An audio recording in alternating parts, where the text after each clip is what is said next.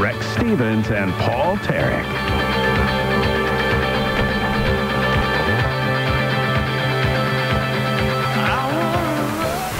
Good evening. Welcome to this rainy Wednesday on Living the Run. Max Woodcock struggling here to get us started as the producer. He says no. I am your host, Rex Stevens. Pinch hitting once again. Thanks for coming in.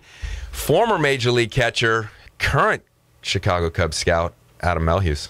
When do I drop the pinch hitter title? When do I become a regular, or at least a member of the team? Almost. You are a member of the team. It's becoming one of those things, those classic text messages on Tuesday evening. We got a late scratch from the lineup. How's your back hanging in? Is your hammy good? Do you think you can come in? I know it all too well. Give us a little roll. I'm good, Coach. Put me in. Pretty soon it's just going to be, hey, a week in advance. You are the starter. You are the go. Paul Tarek, he's been on the injury reserve for a while now, and it just kind of seems like he's hanging there. I'm not sure what the deal is, but we're hoping to get Paul back at least by 2013. Maybe healthy and fit. Hey, if you're following along with us online, follow us on Facebook.com/Living the Run, or you can find us on livingtherun.com. Follow us on Twitter as well. Great show tonight. I'm excited about a few things. One is Heidi, Gill, Adam Melhuse. We were reading her books. Phenomenal stuff. Two Curious Kids. This is good stuff. It's brilliant, it's genius, and it's universal, which is really most important. And when we start to look at the different cultures around the world, we start to look at kids' books, to be able to start to unify things in the top 5 languages. We got Chinese, Spanish, Indian, English, and what is it? Egyptian, right? We got Egyptian in there too. 5 top languages. We're going to give you the Egyptian book first, Adam. Have you translate there. But good stuff for kids. And, the reality is when we start to look at this health stuff, when we start to look at Living the Run, we run this show every week. We start to talk about everything health and fitness. And it does start with our kids. One statement that often bothers me is this whole idea of kids are our future. Well, of course they're our future. When have they ever not been our future? This isn't new news. Right. What we got to start to do is get to these kids right away, get them good information. We're coming on almost, Adam, you as a parent, I as a parent, perilous, uncharted waters with regards to obesity, type 2 diabetes, and some of these plaguing things that are draining our kids. And you want to talk about our future? Well, here's what the future looks like. Lifeless, unmotivated, obese, overweight, inactive, dissatisfied adults. That's what we're looking at in the future. Well, definitely. And with the, I don't want to say the creation of video games, because video games have been around so long, but just this past weekend, just spending some time at a buddy of mine's house, and the different video games and how it just captivates the kids, and he's got plenty of space outside with a basketball court, an infield, a trampoline, a swimming pool, a horse arena, and it's like there are so many things to do, fun things at that, and yet there's still time for video games. I think I never was a video guy because the video games were so crappy back then, and plus I was just busy running around, but they're so lifelike now, and watching them play some of these games. I do admit I did partake in a game of Family Feud, and the gals did beat the guys, so I got to give it up to them. But it's I don't know, it's crazy. I think back with my upbringing and the food. Now, obviously, we weren't in San Luis Obispo, and the knowledge has come a long way since then. But just to think of some of the things, just the cereals that I eat, Chips Ahoy were always in the house. I survived, but today's just a totally different day and age, and especially in this area with all the available produce and farmers markets, it's a shame not to take advantage. Well, it's gonna be a fun thing for us to explore here on Living the Run, I think, and you and I both hitting it. When the light's outside, we're running around. When we come back in, we should be reading books like Heidi's, and again, you want to look at these books before she comes on. www.2CuriousKids, and Curious with a K.com. And these things are great because they start to look at the way other areas of this world are eating, the activities that they're participating in, and the books get away from this kind of sedentary sit and play computer games. This is not universally what's going on around the world. America needs to make changes now. We need to address these issues, and we need to take care of our kids in a way that seems fit. And we got Virginia Merrim coming on too, Adam, in just a little bit to talk a little bit Vert Foods. And we're going to talk a little bit about kid myths and foods, which will be kind of fun as well. And then Ryan Joyner from Athlon Elite will join us as well, talking about some of the myths around kids' fitness too. Next week, tune in. Next week is huge. We're going to release big news on Slow Marathon, second annual Slow Marathon next spring. First one was a huge hit. If you didn't sign up or you didn't get in because it sold out so fast, make sure you get in now to that. Samantha Pruitt will be on. She'll be on with one of her sponsors, and we got a big name coming, big household name coming, and we'll release that next week here on Living the Run. So join us again next week, ESPN 1280, 6 o'clock here on Living the Run. Hey, I wanted to say this, Adam. You know, you and I, we talked a little bit already today about our workouts. I got to say I made a huge blunder this week. Big mistake to think as a 37-year-old has-been, or maybe I should say a has-never-been elite athlete, thinking it would be okay to go out on a Monday afternoon and work out with a decathlete who just made his way in the Olympic trials. I went out to the track with these 10 events these guys do. He's elite level. I'm telling you, the next day I couldn't hardly move. It was mistake. Yeah, that mistake number one. That actually sounds pretty fun, just thinking about it, but doing it doesn't sound very fun. I mean, I can only imagine that's enough running to last me a lifetime right there. 5 minutes in, I'm going, oh. Did you tap out? Well, what was the reason for this decision? Like, how could I possibly have gone there in my mind that this would be a good occurrence for me? You felt it. That day, Monday, was your day, and you were going to go for it, and you felt it, and you tried to rock it, and maybe it didn't work out so well. Well, you know, it's so interesting. But wait.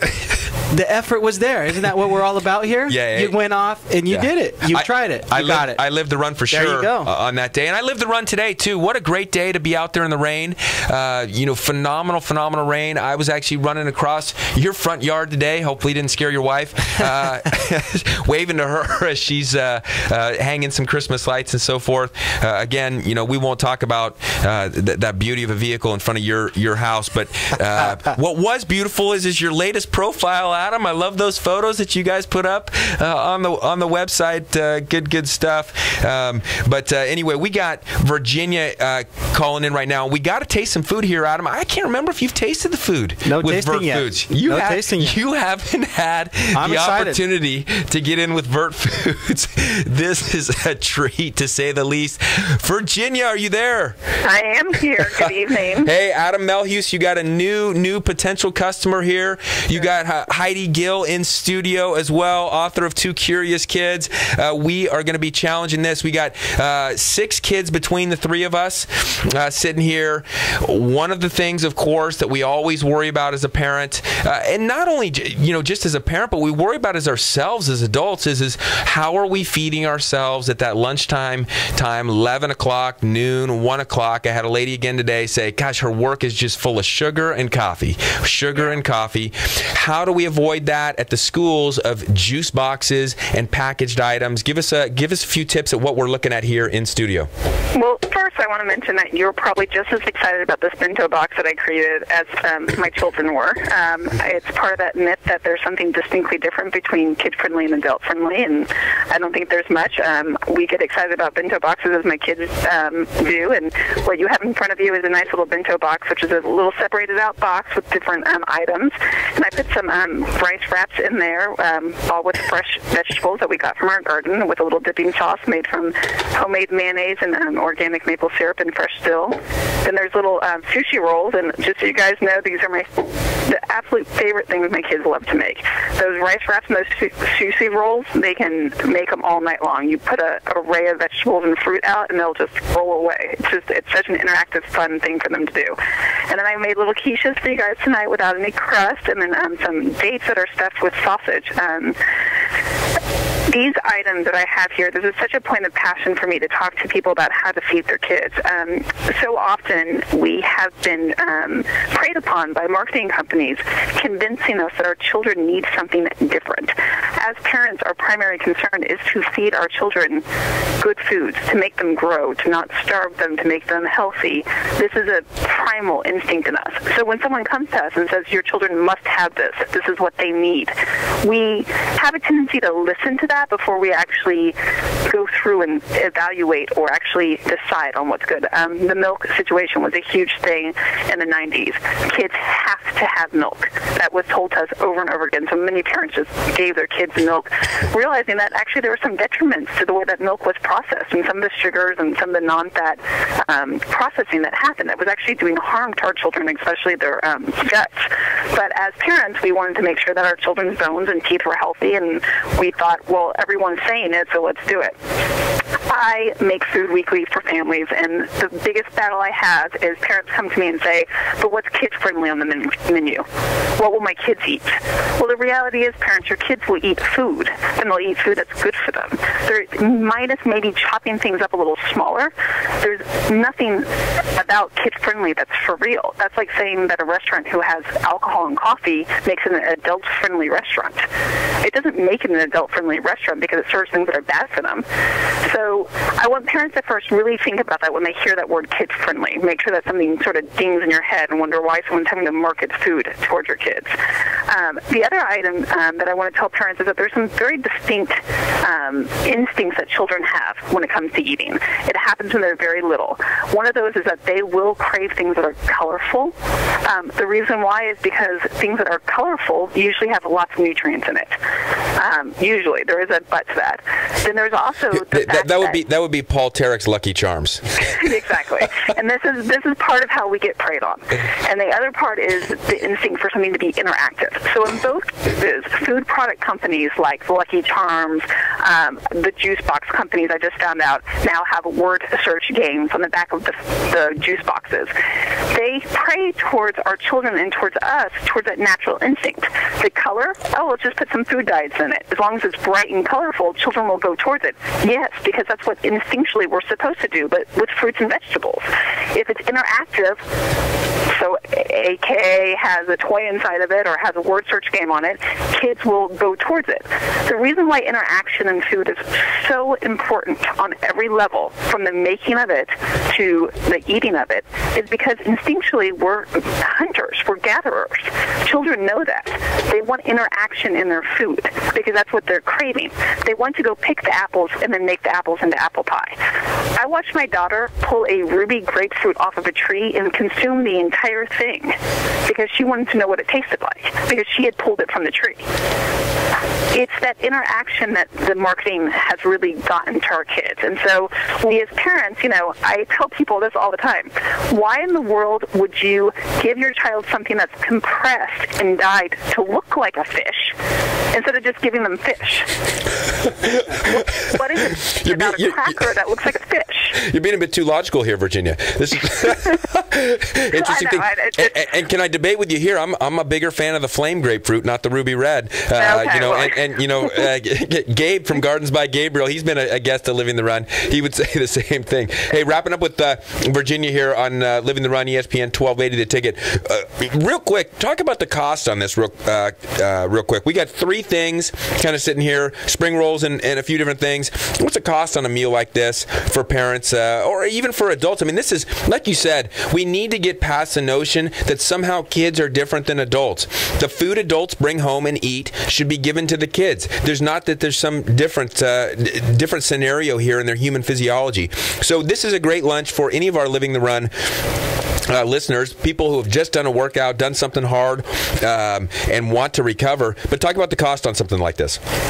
The rice wraps, minimal. You can get a package of organic rice wraps at the Asian market, New Frontiers, $2, and that's about 100 rice wraps. So keep them in your house. Use your leftovers. Let your kids wrap them up. We use vegetables from our garden, so that costs us no money. I made the mayonnaise, didn't take much time, so I'd say, those 2 rice wraps are under 30 cents. Same with the rolls, with the nori wrap. Get them from New Frontiers. Get a big package. Very inexpensive. You can put leftovers in it. You can put rice in it. You can put tuna in it. You can put a whole variety of stuff in it. Let the kids get creative with that one. The quiche, a little more expensive. I use cage-free eggs. One of those quiches probably cost me 50 cents to make. Filled with protein, tons of vegetables in there, kale and zucchini and other things. And the sausage stuffed dates. Again, you can get dates for very inexpensive and slow. I'd say maybe for 50 dates, it's $4, and then the sausage I get from Hearst Castle or someplace local. I mean, that whole meal that you're looking at right there is under $5. That's easy. That sausage stuffed date is to die for, man. That thing was like candy. Candy in a good way, in the way in which candy is good. Exactly, candy with nutrients. How about that? Nutrient-dense candy. Hey, as always, this is brilliant stuff. We got to get these recipes online. Follow you online, and we need to get pictures. I did take a picture of this bento box, as you call it. It's so simple, it seems. Kids will eat this stuff too. My kids love this stuff. I know your kids love it. My kids have eaten at your house, and you know how my one son is. He gorges over there, so they will eat this stuff. Thanks as always for dispelling the myths. Of course. Awesome. Thanks, Virginia.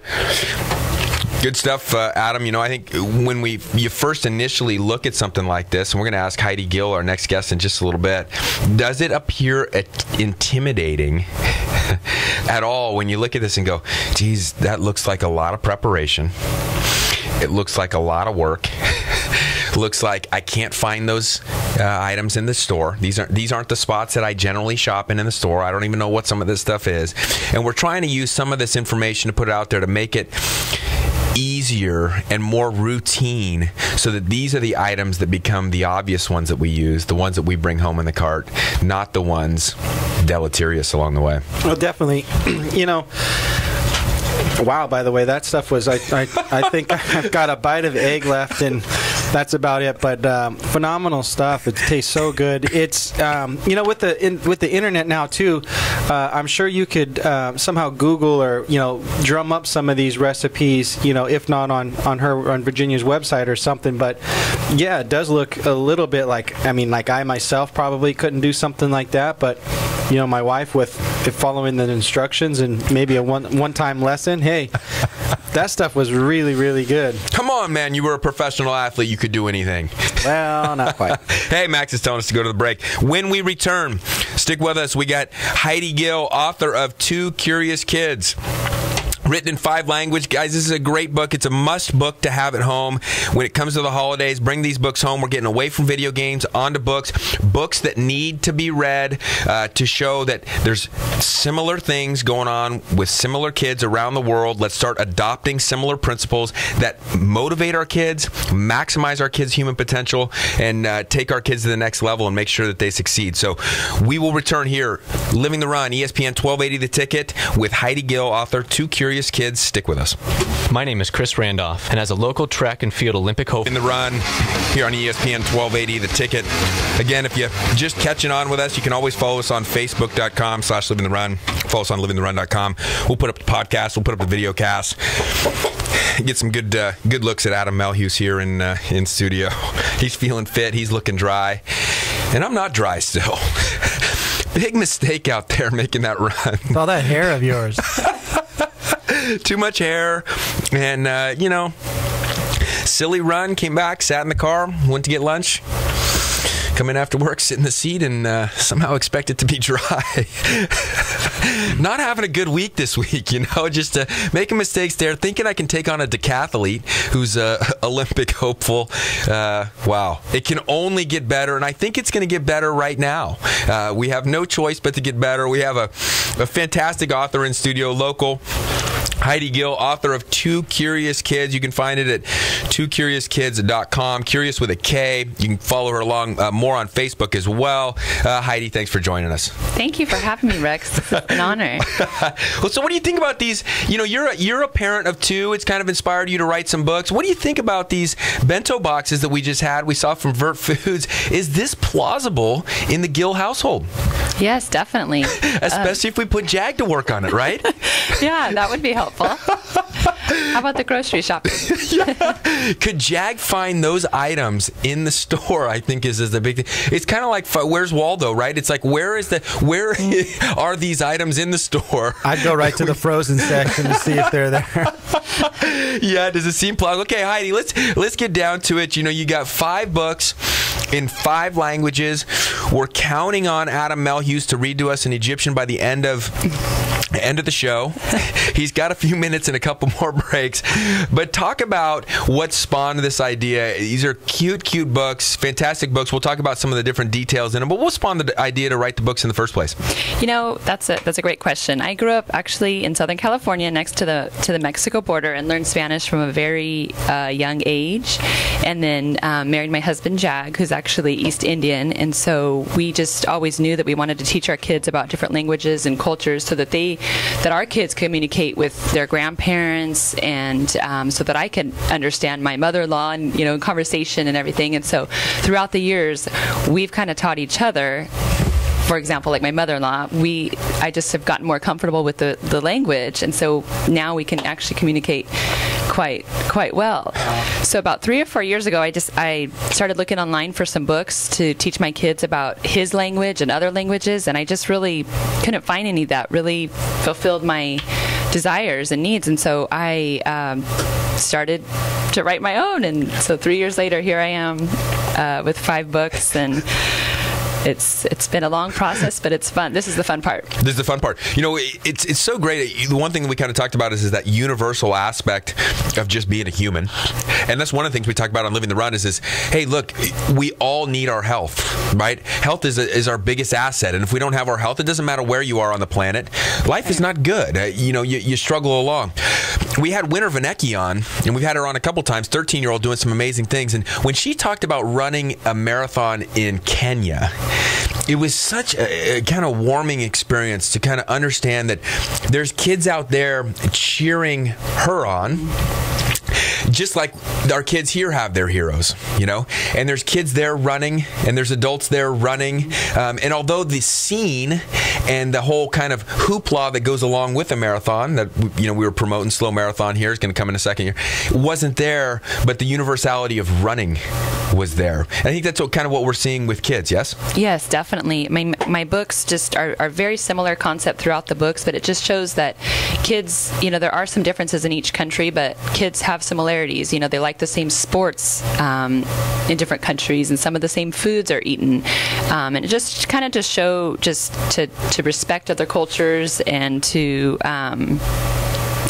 just bring awareness to the different cultures. Talk about how the books read, because, you know, when you look at them from a perspective, it looks like all of them are in English, but then they all have the ability to read in Chinese. They all have, you know, Spanish, you know, the different languages. Talk about how you envisioned people reading them, what you kind of saw people, how people were going to functionally use these books at home, and what you expected to provide for families. Definitely, the storyline is in English in all 5 books, and it's a very basic storyline because I was more focused on teaching the kids the different languages. So on most of the pages, there are translated words on the bottom that are just bringing out the basic words. It's teaching kids how to say good morning in China, or, you know, good night in China, and shirt, and the different types of clothing, just basic terminology so kids could communicate if they were to travel to that country, or if they have grandparents that speak a different language. So just the basic concepts, and they're phonetically translated, so it's very easy for kids to read. Like my daughter is 8, she can read them to my son that's 5, and it's just, you know, it's really neat to see that. So all ages can read it. So talk about how fun it was. I don't know if you looked at those, Adam, or I don't think you know Jag, her husband. No. But Jag is in these books. Jag, really? Jag is in these books. You know, how fun was it to kind of design some of the artistry around actually your daughter, your son, and your husband. Look at the photos of Jag. Jag's looking pretty good there. I mean, he's in kind of, is that like the basic attire that he kind of, the ensemble that we see in a general shorts and a t-shirt and slippers. That is common. Shorts, t-shirts, slippers. He's kind of got the mug there on the side. Looks extremely relaxed, loving. You guys sitting down at the dinner table. Was that kind of in your head the whole time? Put the family members, as best you can in a cartoon way, involved in it, so it was a big family piece? That's definitely what I had envisioned, and I have to give a shout out to my illustrator, Chris Carter, is someone that my publisher actually passed on to me and referred to me. So he did a great job. I sent a couple of pictures of my family members. My parents are in one of the books, and my in-laws are in one of the books, and he captured every feature that they had in the photo, and then just made it a cartoon character. So the pictures look a lot like we do, don't you think? Don't you think Jag looks like Jag? Absolutely. I mean, it's actually pretty darn close. I mean, and especially like you said, that kind of facial representation is kind of.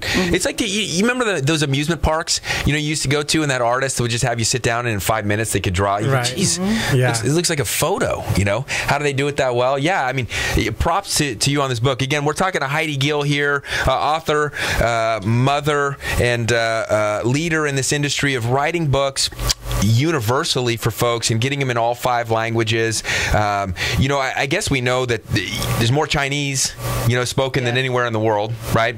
And then we've got some of the other languages. How are we going about marketing these types of things to some of those folks? What's the schedule for you? I mean, when you put out a book like this, what's the schedule? We often talk about our schedule. What's our health and fitness regimen?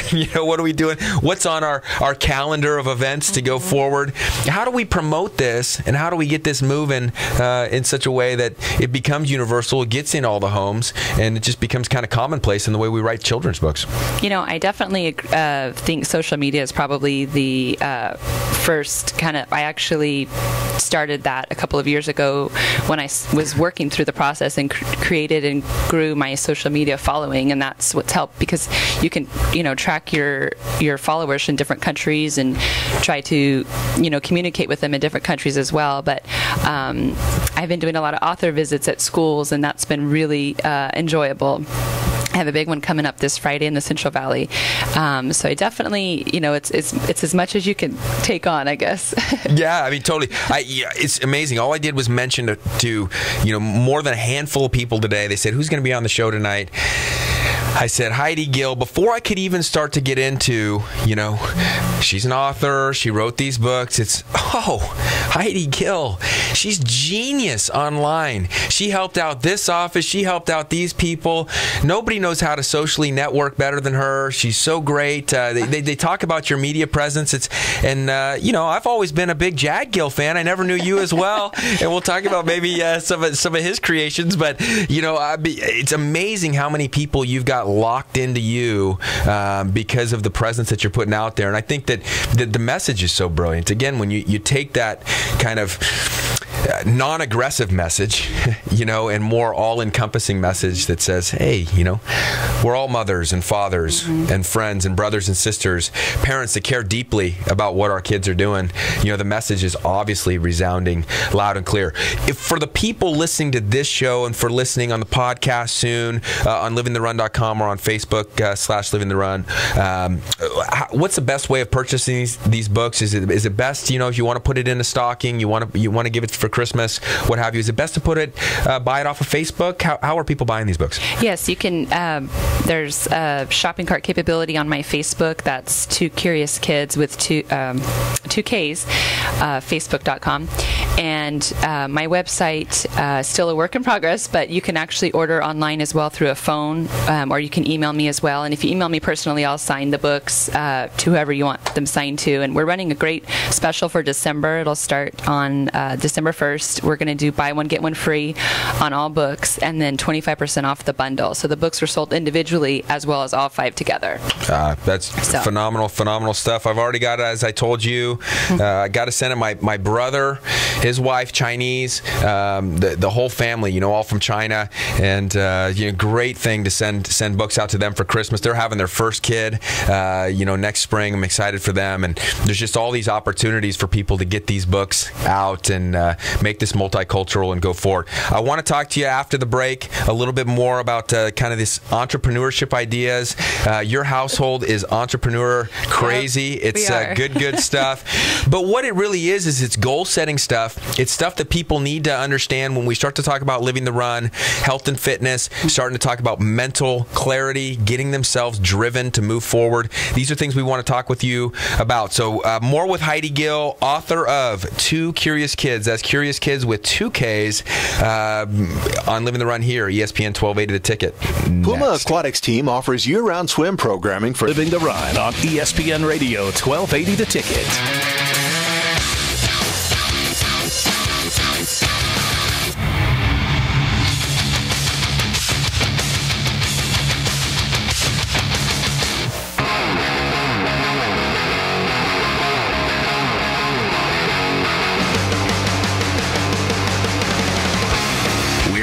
With Living the Run. Welcome back to Living the Run. Great show thus far. If you missed it, Virginia Merrim of Vert Foods gave us some good grub, that's for sure. And wow. This was just not good kid stuff. Again, good lunches, period. Humanity. Everyone needs to eat like this. Good stuff, cheap, less than $5. Those recipes will be online, facebook.com/livingtherun or livingtherun.com, as well as... You know what's interesting about that bento box is there was only a few little things under $5. I ate the whole bento box, to be honest. Yeah. I ate the whole thing. They are empty. And it was filling. I hadn't had dinner yet, and, I'm satisfied. I'm not hungry or anything else. It just... I don't know. It was pretty interesting. I thought, this isn't going to put a scratch in my hunger right now, but totally satisfied. Yeah, good variety, complete foods and good stuff. Hey, this segment brought to you by Jaffa Cafe. Jaffa Cafe, our favorite home in Mediterranean and Greek food. Go get a gyro. Go get a little baklava. Adnan will hook you up. In studio talking to Heidi Gill, author of Two Curious Kids. Find it at twocuriouskids.com. That is 2 Ks, twocuriouskids.com. Follow more on Facebook as well. Great gifts. 5 books, 5 different languages. Really wonderful universal message. Great books for kids. Get these for Christmas. At the break, Heidi, we were talking a little bit. You and Adam were going at it on real estate and different things. The reality is you guys have an entrepreneurial life at your house. Like I said, I've been a Jag Gill fan for a while. Hey, let me actually, I got to diverge for a second. If you guys got asked this, I got to give this to Max and to Adam, okay? Because Heidi already knows the answer. If you got asked, because Jag asked me this one time, and I like this. When you think of college wrestlers, what's the first thing that comes to your mind? First word. Or 2. Tough. Say it, Max. Say it. Cauliflower ear. Cauliflower ear. When Jag came to you and said, wouldn't it be a good idea to make molded cauliflower ears and we can sell these to wrestling programs, raise money for wrestling programs, etc., all over the country, get hooked in with UFC and so forth. Did you know what cauliflower ear was? I'm trying to think back. A couple years ago, I think I wasn't sure. I mean, we watched UFC together and that kind of thing, and so I think I knew a little bit about it, but yeah. Cauliflower ear. This is really great. And you go to the website, you got www.dedicatedfew.com. I'm telling you, these ears are so cool. Great holiday things. I can see them all over the place in colleges. You become a fan. You're a Cal Poly wrestling fan. You go to the match with the ears on. It says CP on it. Mm-hmm. It's such a brilliant invention. Your house is full. Let's get back to it. Your house is full of entrepreneurial ideas. How is that? Why did you guys go that way? You kind kind of talked a little bit about at the break, involving kids in it. Talk about why you guys went that route. I think it's just was. We were born with it, I guess. Our parents just instilled that in us, and we come from two really hardworking families, and we just knew that we always wanted to be successful and just work really hard and try different things, and we've been in a lot of different fields, and we always wanted to keep our kids involved, and so our kids are involved in every aspect of our business. Obviously, especially the books, and they travel with us and go to meetings and stuff, and it's just really neat and eye-opening to them as well. Hey, that's such a good theme there, because on Living the Run, one of the things we've kind of talked about when you get into health and fitness, oftentimes families are so split or so divided. I mean, we talked about it with food tonight. The adults eat one thing, the kids eat something else.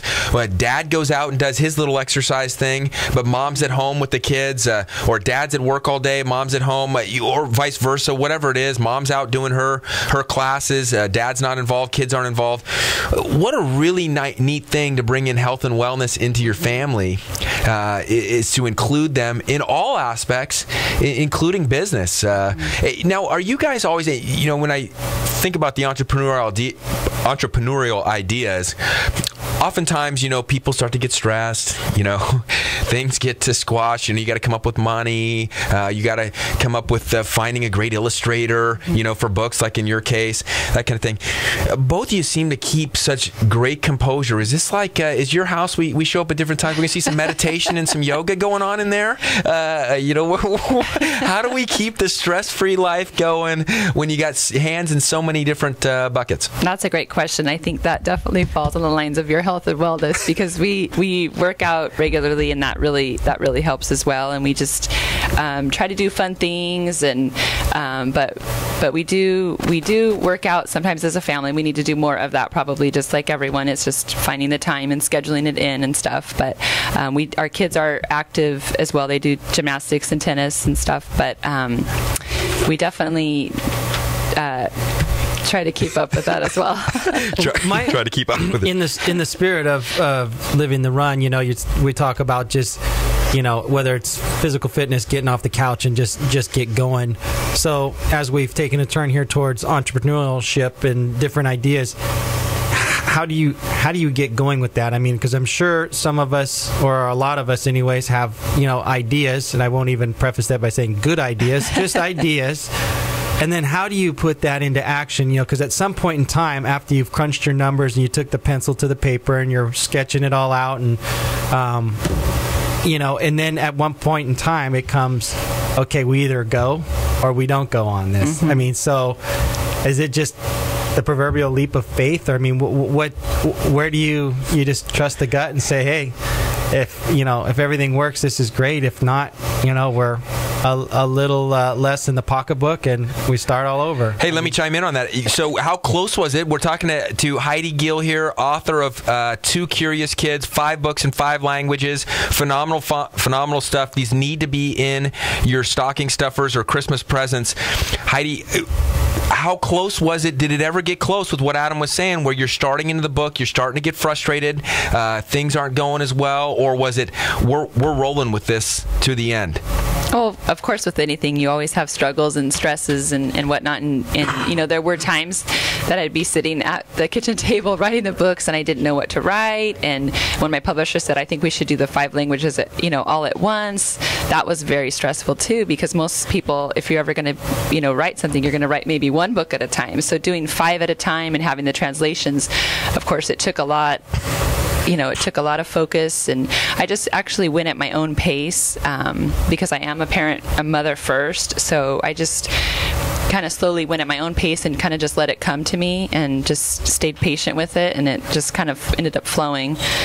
It took a couple years, but very honest, very honest. And folks, get the bundle. I mean, buy all 5 of these books, because one of the things that we need to see more of, and one thing that's kind of tough around here in this area is the diversity isn't as thick as it is, and Adam, you played, as it is in some of the deeper cities. And so it really gives our kids here in San Luis Obispo an opportunity. Get all 5, because all 5 will give that diversity of the different languages, different colors of skin. skin, just different things. I mean, and we just it just should become commonplace. It shouldn't be looked at as different. Again, all humans, all humanity, if you will. Let's go real quick. Ryan Joyner chiming in here. Ryan, from Athlon Elite. Ryan, as we start to look at Heidi Gill's books here, Two Curious Kids, one of the things that's very, very interesting is that we start to see different sports taken on by different countries. She's got the gymnastics very heavy in China. We've got the soccer very heavy in Mexico. And we got different sports, obviously, here in America. How does working out, strength training programs, etc., come across the board universally so that all principles apply, whether you're here or you're 10,000 miles away? How do we get our kids working out better? Well, if I understand the question, universally, we're all humans, and we're all we all move the same, and we all pretty much, for the most part, operate the same in terms of the way our bodies work. And in terms of working out and improving sports performance, and I think that's where you're going with the question. If that is where you're going, hey, let's go there. The research is adequate. I mean, the research is robust, actually, that not only in adults but in children and all the above, a good strength and conditioning program improves performance. It decreases risk of injury. It improves your physiology, your body fat composition, all the above. And so, first off, just to say, it works no matter what you play, whether soccer or whether you play, diving and swimming.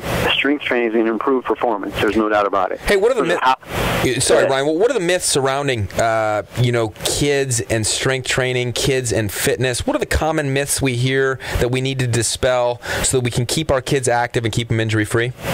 Yeah. So, so first off, I get asked that question all the time. I meet with a lot of parents in regards to our sports performance program that are looking at ways to help their kids get an edge in sports, and of course their biggest fear is that they've heard that it's dangerous, that it causes increased injury in children, and the biggest fear is always that it stunts growth, and that's the one I always hear the most of. And there is really no research that says whatsoever that strength training, a properly put together and supervised strength training program, stunts growth, and it's actually been researched quite a bit. There was some evidence in the 70s and 80s that reported pre-adolescent and adolescent injuries from strength training programs that it turns out all of that research was based on poorly designed programs and completely unsupervised. So, as we all know, anytime you let a bunch of kids get together in a room with dangerous heavy metal objects, usually somebody's going to get hurt, and those were injuries that were getting reported, and that's what most people were basing their fears on. But ultimately, the research is clear that it's good for kids, it's healthy for kids, it's a good form of exercise, and again, when put together correctly and properly supervised, and you don't let them goof off, around it, strength training is a good form. But I will always first say, you got to get them active, get them outside playing. There's no doubt that right now, that's kind of the big push is 60 minutes a day of vigorous activity for kids, and that's vigorous activity. That's running, playing, jumping on a field, whatever. Strength training can definitely be a part of that 60 minutes, but it still needs to incorporate dynamic, functional, lots of different functional movements. Hey, as always, Ryan, you're full of just a ton of information. As always, this is good stuff because we don't want to inhibit kids from being outside and have more excuses for them not to get active. You can follow Ryan Joyner, athlonelite.com. Call him up. What's the Christmas program you got going against? Plug that thing one more time. Sure thing. The Holiday Survival Program. It's a quick 4-week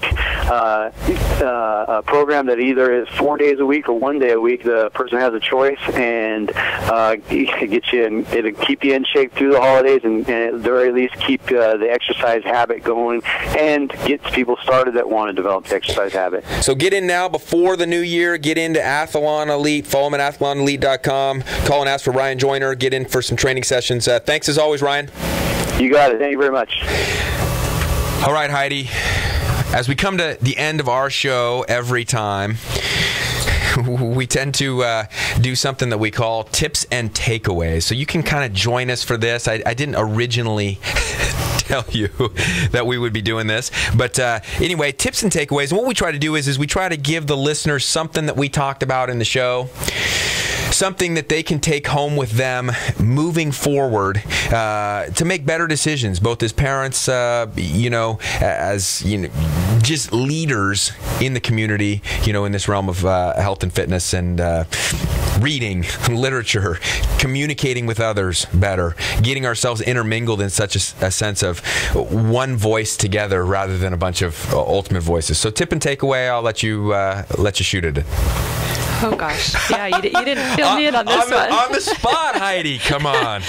You know what? I try to it's just one day at a time, and I tell my kids, they hear so much about Two Curious Kids, and they are the Two Curious Kids, but we even try to take my books and read them once or twice a week, and that's just, that any little bit helps out. As long as you're doing something and trying your best at whatever you're doing, you'll succeed. Absolutely.